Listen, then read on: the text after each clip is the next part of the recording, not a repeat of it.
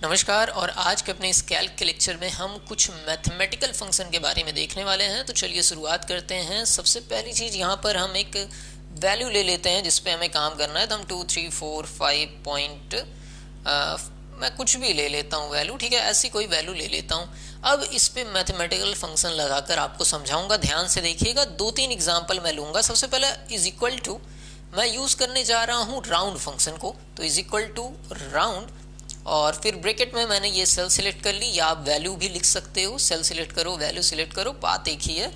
और मैं यहाँ पर -3 लिखता हूँ। अब मैं कुछ बता नहीं रहा हूँ, -3 लिख के मैं इंटर दबा रहा हूँ, ठीक है। उसके बाद फिर से चलिए इज इक्वल टू राउंड और फिर मैंने ब्रैकेट सिलेक्ट किया और फिर कॉमा लगाया और -2 मैंने लिखा, ठीक। देख रहे हैं फंक्शन, ठीक है। उसके बाद फिर इज इक्वल टू, फिर मैंने राउंड लिखा और अब -1 हम लिखेंगे, -1 लिखा हमने और ब्रैकेट लगा दिया और इंटर कर दिया। अब इसमें देखिए क्या अंतर है। यहाँ पर देखिए जब हमने -3 की बात की तो यहाँ पर मल्टीपल ऑफ 1000 में काम हो रहा है, देख रहे हैं, 2000, ठीक है। इसको मल्टीपल ऑफ 1000 में कन्वर्ट करके राउंड ऑफ किया गया। जब -2 की बात की तो इसको मल्टीपल ऑफ 100 में कन्वर्ट किया गया। और जब यहाँ पर -1 की बात हुई तो इसको मल्टीपल ऑफ 10 के रूप में कन्वर्ट किया गया। कुछ इस तरीके से राउंड फंक्शन काम करता है कि जितनी वैल्यू माइनस में लिखेंगे उसी के मल्टीपल में ये चलेगा। एक बार अगर आप देखना चाहो तो मैं यहाँ पर क्लिक कर रहा हूँ, ये देखिए -1 था तो 10 के मल्टीपल में काम हुआ, ठीक है। उसके बाद हम चलते हैं आपके दूसरे में, तो इसमें देखिए -2 था तो 100 के मल्टीपल में काम हुआ। उसके बाद पहले वाले में देखिए -3 था तो 1000 के मल्टीपल में काम हुआ। जितना आप माइनस लिखेंगे उसी के मल्टीपल में काम करेगा। 4 लिखते तो आपका 10000 के मल्टीपल में काम ये करता। कोई दिक्कत की बात यहाँ पर नहीं है, ठीक है। इतनी इस चीज समझ में आ गई। आगे की तरफ बढ़े। अब राउंड फंक्शन के बाद राउंड अप फंक्शन की बात करते हैं। हम यूज कर रहे हैं राउंड और अप। अब ये ध्यान से देखिए तो नाम से ही समझ में आ रहा है, राउंड अप करना मतलब बढ़ा देना वैल्यू। ये 0 से आगे की तरफ वैल्यूज को बढ़ाएगा। यहाँ पर किया और कॉमा करके हमने 2 लिख दिया। अब देखिए 2 लिखने से क्या प्रभाव पड़ा कि देख रहे हैं डेसिमल वैल्यू के बाद 2 डिजिट आपकी आ गई है। यही मैं 3 करके आपको दिखाऊं तो यहाँ पर अगर 3 लिख दे रहे हैं तो देखिए डेसिमल के बाद 3 वैल्यूज आ जा रही हैं। और 4 लिखते तो 4 है ही, और 1 लिखते तो डेसिमल के बाद 1 डिजिट आ जाती। इस तरीके से राउंड अप फंक्शन काम करता है। लेकिन एक चीज ध्यान दीजिएगा, अप का मतलब होता है 0 से दूर जाना। ये वैल्यू को बढ़ाने की तरफ जोड़ देता है। और is equal to round down use करेंगे तो देखिए राउंड डाउन हमने यूज किया और फिर हमने इसको सेलेक्ट किया और यहाँ पर भी हम कॉमा 2 लगाते हैं और देखिए, और यहाँ पर भी कॉमा हम 2 लगाते हैं, ठीक।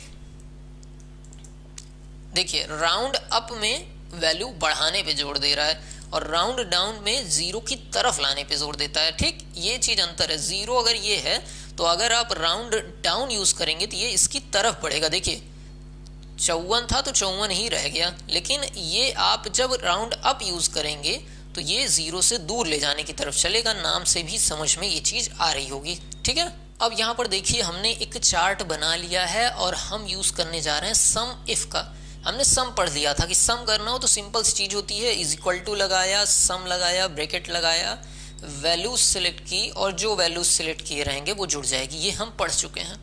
लेकिन अगर सम इफ का मतलब क्या होता है, सबसे पहले देखिए क्या लिखा है, सम इफ लिखा है। तो सम इफ का मतलब होता है सम तो कर दो लेकिन इफ कंडीशन के साथ। सम तो कर दो पर क्या, कंडीशन के साथ सम करना था यहाँ पर, ठीक। चलिए अब इसको यूज करके आपको पहले दिखाता हूँ और उसके बाद इस चीज को समझाता हूँ। तो यहाँ पर मैंने लिखा is equal to sum if और सम इफ में मैंने इस वाली लाइन को सिलेक्ट किया, पहली वाली, ध्यान दीजिएगा। फिर कॉमा लगाया और मैंने डबल इन्वर्टेड कॉमा में टी लिखा, डबल इन्वर्टेड कॉमा लगाया और उसके बाद मैंने ये वाली लाइन सिलेक्ट कर ली, ब्रैकेट बंद किया और इंटर कर दिया तो 1040 आ गया। सर ये मामला क्या है, पहले समझा दीजिए। देखिए सम इफ में आपको फैसिलिटी मिलती है। क्या चीज फैसिलिटी मिलती है समझिए। इसमें 3 कॉलम आप 3 चीजें लिख सकते हैं, पहली, ठीक है, दूसरी और फिर उसके बाद तीसरी। ये 3 चीजें आप यहाँ पर लिख सकते हैं। तीनों चीजें क्या दर्शाती हैं समझिए। सबसे पहले वो सेल जिसमें आप कंडीशन लगाना चाहते हैं, सबसे पहले ये वाली सेल हमने सिलेक्ट की जिसमें हम कंडीशन लगाना चाहते हैं। उसके बाद हमने क्या सिलेक्ट किया, उसके बाद हमने वो चीज़ लिखी जो कंडीशन हम चाहते हैं। तो जिसमें जिसमें टी है, जैसे इसमें है और फिर इसमें है, ठीक, 3 जगह पर टी है। तो हमने कहा इस वाली लाइन में जहाँ जहाँ टी होगा उसका जोड़ देना है। क्या जोड़ना है, ये तीसरी लाइन में हमने समझाया, हमको जोड़ना है ये वाली चीज़, मतलब ये वाला कॉलम आपका जुड़ेगा। तो जहाँ जहाँ पर टी आपके इस वाले कॉलम में है उसकी वैल्यूज़, मतलब 345, फिर 43 और उसके बाद 654, ये 3 वैल्यूज़ जुड़ेंगी। फिर से देखिए एक बार, हो सकता है ना समझ में आया हो। सबसे पहले आपको दिखाना है किस में कंडीशन लगेगी, फिर आपको लिखना है क्या कंडीशन लगेगी और फिर किस में से जोड़ना है। तो हमने दिया इस वाले कॉलम में जिसमें जिसमें टी होगा उसका प्राइस आपको जोड़ देना है, ठीक। कंडीशन इसमें लग रही है पर जुड़ ये वाला रहा है, जिसमें कंडीशन लगती है वो आगे लिखते हैं, फिर कंडीशन लिखते हैं और फिर जोड़ने वाला लिखते हैं। कुछ इस तरीके से सम इफ की कंडीशन चलती है। इसमें जैसे आपको जोड़ना हो 18 साल से उम्र से बड़े जो लोग हैं उनकी सैलरी जोड़ दो, या सैलरी कह रहा हूँ उनका पॉकेट मनी जोड़ दो, या 15 साल से ऊपर जो बच्चे हैं उनकी पॉकेट मनी जोड़ दो। तो कंडीशन किसी और कॉलम में लगेगी और जुड़ेगा कोई और। जब ऐसी चीज़ें करनी होती हैं तो सम इफ का सहारा हम लेते हैं। समझ में आ गई ये चीज़। इसके बाद बारी आती है प्रोडक्ट के लिए। उसके लिए सिंपल सी चीज़ करनी है, इज इक्वल टू प्रोडक्ट, फिर ब्रैकेट लगाया और जो जो गुणा करना उसको आप सेलेक्ट कर लीजिए, इंटर दबाइए तो वो वैल्यू गुणा होके आ जाएगी। ये तो बहुत बेसिक सी चीज़ है।